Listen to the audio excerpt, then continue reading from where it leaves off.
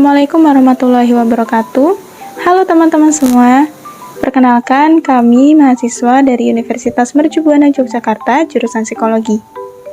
Nah, di sini kami akan menjelaskan mengenai kode etik psikologi pasal 17 sampai 22 yang berhubungan tentang hubungan antar manusia.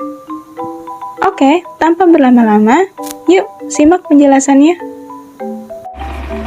Oke teman-teman, di sini saya akan menjelaskan pasal 17 dengan pasal 18 dalam kode etik psikologi.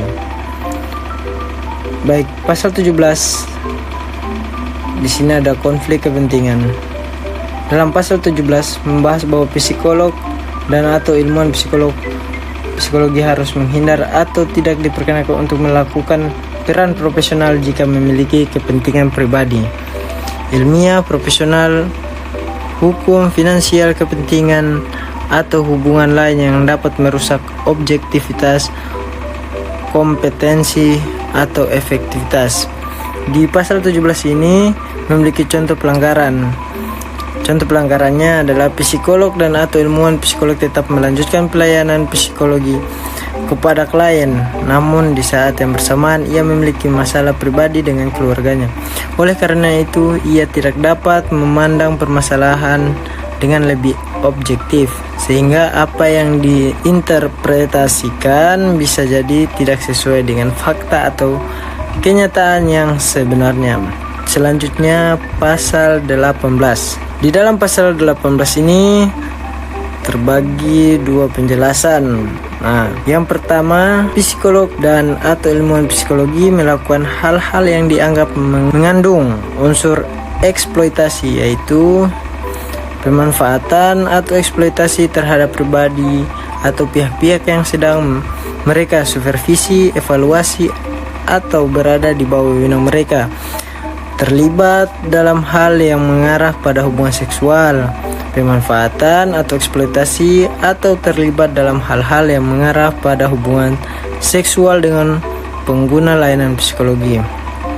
Contoh pelanggaran yang pertama, seorang sarjana psikologi yang melakukan penyebaran informasi mengenai penggunaan alat tes psikologi, yang kemudian membuat alat tes psikologi banyak digunakan oleh orang yang sama sekali tidak memiliki dasar tentang ilmu psikologi. Penjelasan yang kedua, dalam pasal 18, eksploitasi data psikologi dan atau ilmuwan psikologi tidak melakukan hal-hal yang dianggap mengandung unsur pemanfaatan atau eksploitasi data dari mereka yang sedang disupervisi, dievaluasi, atau berada di bawah wewenang mereka. Nah, di sini ada contoh pelanggarannya, yaitu psikolog dan atau ilmuwan psikologi secara diam-diam menyebarkan data pribadi klien dan hasil pelayanan psikologi yang dijalankan demi kepentingan pribadi maupun golongan tanpa sepengetahuan klien yang bersangkutan. Oke, selanjutnya kita masuk ke pasal 19. Pasal 19 ini dijelaskan bahwa psikolog dan atau ilmuwan psikologi memiliki dua jenis bentuk hubungan profesional, yaitu hubungan antar profesi, yaitu dengan sesama psikolog dan atau ilmuwan psikologi, serta hubungan dengan profesi lain. Nah, contoh pelanggarannya seperti apa sih? Contohnya, misalnya seorang psikolog dan atau ilmuwan psikologi menjelek-jelekan rekan sejawat dan memiliki niat buruk untuk menjatuhkan rekan sejawat. Selain itu, psikolog dan atau ilmuwan psikologi tidak menegur saat rekan sejawat melanggar kode etik psikologi yang ditetapkan. Nah, hal ini juga sangat melanggar ya teman-teman, karena bagaimanapun juga ketika kita melihat seorang teman, apalagi memiliki profesi yang sama dengan kita, melakukan sebuah pelanggaran, kita harus cepat-cepat menegur, karena sedikit saja kesalahan dari seorang psikolog atau ilmuwan psikologi itu akan berdampak tidak hanya pada dirinya sendiri, tapi juga dengan orang lain dan banyak orang. Nah, selanjutnya kita masuk pada pasal 20. Di pasal ini dijelaskan bahwa setiap proses di bidang psikologi yang meliputi penelitian, pendidikan, pelatihan, asesmen, atau intervensi yang melibatkan manusia harus disertai dengan informed consent. Contoh kasusnya seperti apa? Nah, di pasal 20 ini kan dijelaskan bahwa setiap proses di bidang psikologi itu harus disertai dengan informed consent. Informed consent itu apa? Informed consent adalah persetujuan dari klien dan dinyatakan serta ditandatangani dalam bentuk tertulis. Informed consent yang berkaitan dengan proses konseling dan psikoterapi pada pasal 73.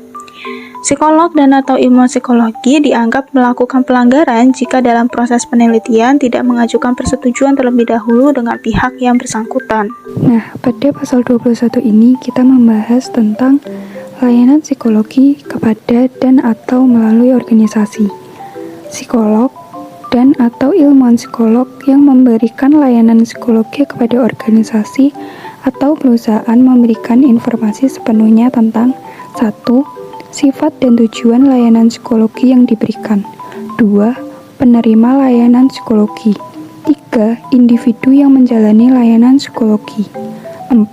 Hubungan antara psikolog dan atau ilmuwan psikologi dengan organisasi dan orang yang menjalani layanan psikologi. 5. Batas-batas kerahasiaan yang harus dijaga. Dan 6. Orang yang memiliki akses informasi. Nah, apa sih contoh dari kasus pasal 21 ini? Contohnya yaitu psikolog dan atau ilmuwan psikologi menyembunyikan informasi siapa saja yang memiliki akses atas informasi yang didapatkan selama proses pelayanan psikologi. Selain itu, tidak adanya informasi atas sejauh mana batasan kerahasiaan yang akan dijaga kepada klien. Hal tersebut dapat menimbulkan keraguan pada klien untuk melakukan sesi pelayanan psikologi. Pada pasal 22 membahas mengenai pengalihan dan penghentian layanan psikologi. Psikolog menyadari pentingnya perencanaan kegiatan yang menyiapkan langkah-langkah yang perlu dilakukan bila terjadi hal-hal yang dapat menyebabkan pelayanan psikologi mengalami penghentian, terpaksa dihentikan atau dialihkan kepada pihak lain. 1. Pengalihan layanan. Psikolog dan atau ilmuwan psikologi dapat mengalihkan layanan psikologi kepada sejawat lain karena ketidakmampuan psikolog dan atau ilmuwan psikologi, misalnya sakit atau meninggal. Salah satu dari mereka pindah ke kota lain, keterbatasan pengetahuan atau kompetensi dan psikolog dan atau ilmuwan psikologi. Nah, contoh dari kasus pasal 22 ini apa sih? Nah, contohnya yaitu jika psikolog dan atau ilmuwan psikologi merasa tidak mampu menangani permasalahan yang dimiliki oleh klien karena adanya keterbatasan pengetahuan. Namun, psikolog dan atau ilmuwan tersebut tetap memaksakan diri untuk tetap meneruskan proses pelayanan psikologi. Nah, oleh karena itu, hasil yang didapatkan tidak dapat objektif dan diragukan kebenarannya. Ditakutkan hal tersebut dapat mengarah pada ketidaktepatan penanganan pada klien yang menggunakan jasa pelayanan psikologi tersebut. Kedua, penghentian layanan.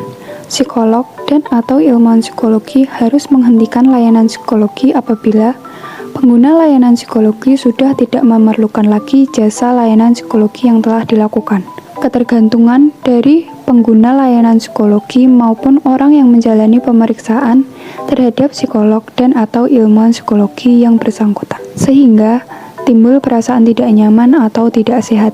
Contohnya yaitu ketika klien pelayanan psikologi telah meminta untuk menghentikan proses pelayanan karena mengalami ketidaknyamanan dalam prosesnya, namun psikolog atau ilmuwan psikologi melakukan manipulasi sehingga klien terpaksa untuk melanjutkan proses pelayanan psikologi tersebut. Nah, sekian penjelasan dari kelompok kami. Apabila terdapat salah kata, kami mohon maaf. Terima kasih sudah menyimak video kami sampai akhir. Semoga bermanfaat ya teman-teman. Wassalamualaikum warahmatullahi wabarakatuh.